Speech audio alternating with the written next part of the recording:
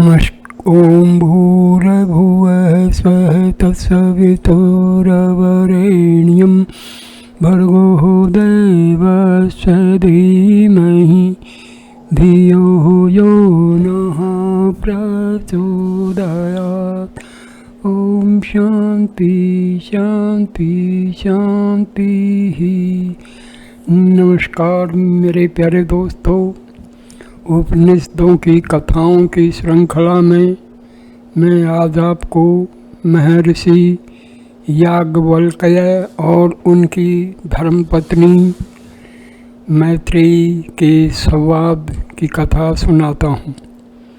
महर्षि याज्ञवल्क्य की दो पत्नियाँ थीं, ब्रह्मवादिनी मैत्रेयी और कात्यायनी। कात्यायनी का नाम गार्गी भी था। सामान्य स्त्री की भांति कात्यायनी को संतान और धन दौलत की बड़ी चाह थी और यह सब उसके घर में मौजूद था। ब्रह्मवादिनी मैत्रेयी ऋषि के आश्रम में ब्रह्म विद्या सीखने पहुंची थी। उसे सांसारिक धन दौलत की बजाय अमर होने की बड़ी लालसा थी। कात्यायनी और गार्गी अलग अलग विदुषियाँ थीं। गार्गी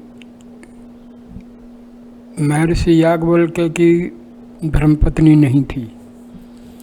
जब याज्ञवल्क्य अपना घर और आश्रम छोड़कर तपस्या करने जाने लगे, तब उन्होंने आत्मज्ञान की साधिका ब्रह्मवादिनी मैत्रेयी से कहा, जीवन का चरम लक्ष्य पाने के लिए अब मैं घर बार छोड़ने जा रहा हूँ, पर इससे पहले तुम्हारे निर्वाह की व्यवस्था के लिए कात्यायनी और तुम्हारे बीच धन संपदा का बंटवारा करा दूँ।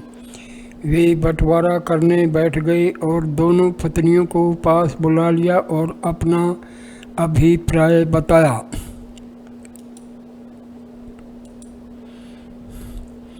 यह सुनकर मैत्रेयी बड़ी सरलता से याज्ञवल्क्य से कहने लगी, यदि सारे संसार की धन दौलत मुझे मिल भी जाए तो क्या मैं उससे अमर हो जाऊंगी? इसलिए जिस चीज़ के पाने पर मैं अमर न हो पाऊँ उसको लेकर क्या करूंगी? मेरे प्रियतम, अमर होने की जिस लालसा को लेकर तुम तपोवन जा रहे हो वह तुम मुझे भी दे जाओ। इतना कहकर मैत्रेयी ने अपने भाग्य की भी सारी संपत्ति कात्यायनी को सौंप दी। याज्ञवल्क्य ने तब मैत्रेयी से कहा, मैं अमर होने की जिस लालसा से घर छोड़कर जा रहा हूँ वह तुम्हारी कामना भी उसी ब्रह्म ज्ञान को पाने की है। जिस वस्तु से तुमको प्यार है वही मुझे भी अच्छी लगती है। लो, मैं वह सारा ब्रह्म ज्ञान तुमको सौंप कर तपस्या करने शांति पूर्वक निकल जाऊंगा। अब तुम उपदेश को ध्यान पूर्वक सुनो और उस पर मनन तथा आचरण करना। महर्षि ने तब जो उपदेश दिया था वह इस प्रकार है। हे मैत्रेयी, इस संसार में पति पत्नी, माता पुत्र, भाई भाई, भाई बहन, संतान तथा कुटुंबी जन सब एक दूसरे से सुख पाने की कामना से परस्पर प्रेम करते हैं। उसमें दूसरे को सुख देने की भावना मुख्य नहीं होती।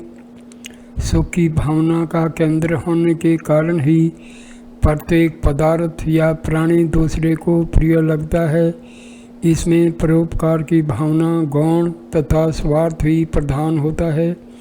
हे मित्रा की पुत्री, ब्रह्म ज्ञान, अक्षात्र शक्ति, धन संपदा, साथी संगी, बेटे बेटियां, विद्वान और प्राणियों से प्रेम भी हम अपनी आत्मा को सुखी व संतुष्ट करने के लिए ही करते हैं।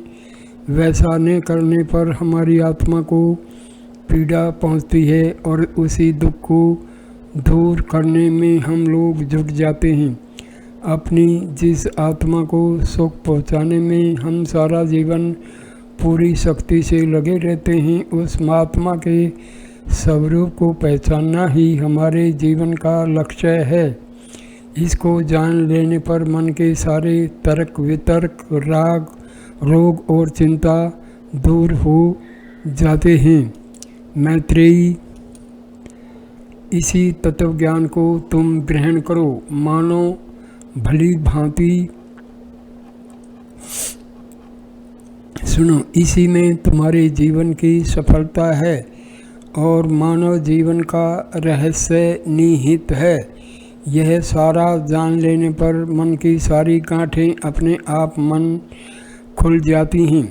अपनी बात को स्पष्ट करते हुए ऋषि याज्ञवल्क्य ने मैत्रेयी से कहा, देखो, इस शरीर या संसार में आत्मा ही सत्य है और समग्र ज्ञान और पदार्थ उसी आत्मा की अमरता को जानने के लिए साधन मात्र हैं, गौण हैं, आत्मा के गुण मात्र हैं। इसलिए आत्मा को ही मानो, जानो व पहचानो।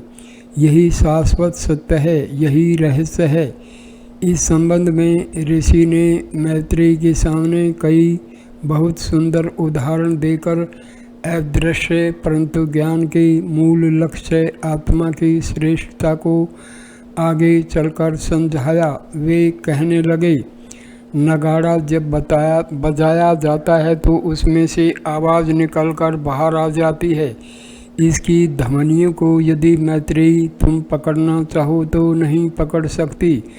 उसको या तो नगाड़े पर हाथ रखकर और या नगाड़े बजाने वाले के हाथ को पकड़कर ही रोक सकती हो।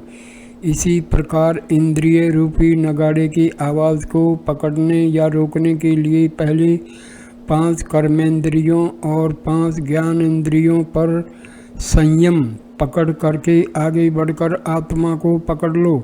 उसको मानो, जानो और गुणो, सारे काम तब सध जाएंगे। दूसरा उदाहरण शंख का है। शंख हमें आँखों से दिखता है, उसको बजाने पर उसमें से निकले शब्द कानों से सुनाई पड़ते हैं, पर नेत्रों से नहीं दिख पड़ते। अब यदि इसी शंख की आवाज़ को तुम रोकना चाहो तो पहले शंख को पकड़ना होगा और तब शंख बजाने वाले को रोकना पड़ेगा। इसी भांति मैत्रेयी आत्मज्ञान के साथ रजोगुणी शब्दों की ध्वनि रोकने के लिए शंखवादक आत्मा को पकड़ना समझना होगा।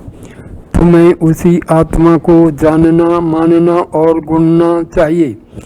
तीसरा उदाहरण वीणा का है। मैत्रेयी, यदि उसकी मीठी तान या स्वरों को तुम ग्रहण करना चाहो तो उसकी मधुरता पाने के लिए तान को नहीं पकड़ सकते। उसके लिए पहले वीणा को और अंत में उसको बजाने वाले हाथों को पकड़ लो। उस मीठी तान को छोड़ने वाला अंतिम रूप आत्मा ही है। उसमें जो मधुरता है वही वीणा की तान में मुखरित होती है। इसलिए हे मैत्रेयी, तुम उस आत्मा को ही जानो, पहचानो, बारंबार जमकर उसकी साधना करो। तुम्हें एक और भी मिसाल देता हूँ। यदि गीली लकड़ियों को जलाया जाओ तो धुएं से बाहर निकल यदि गीली लकड़ियों को जलाया जाए तो धुआं आग से बाहर निकल पड़ता है। प्रिय मैत्रेयी, जिस प्रकार धुआं उस लकड़ी में अदृश्य रूप से रहता है, उसी प्रकार आत्मा में ही उन सब का निवास अदृश्य रूप में रहता है। भली भांति समझ लो कि आत्मा ही सबका मूल है। यह सदा ध्यान में रखो।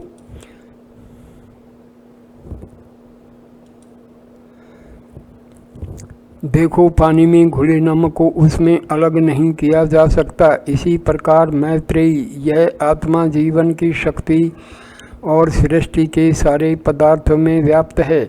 जब तक ये पदार्थ उस आत्मा से पृथक रहते हैं, उनकी अलग सत्ता का अनुभव होता है और उसमें विलय हो जाने पर उसकी सत्ता का अनुभव होता है और उसमें विलय हो जाने पर उसकी पृथक सत्ता नहीं रहती।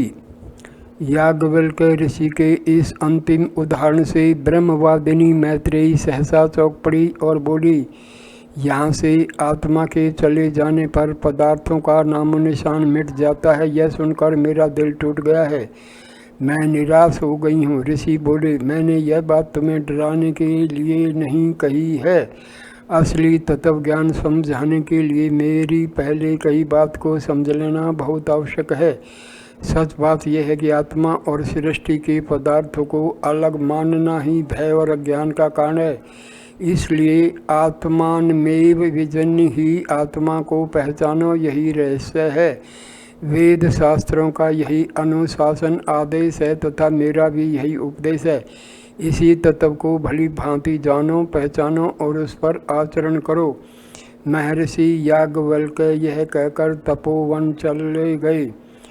इस वीडियो को हम यहीं पर समाप्त करते हैं। वीडियो देखने के लिए धन्यवाद मेरे दोस्तों, नमस्कार।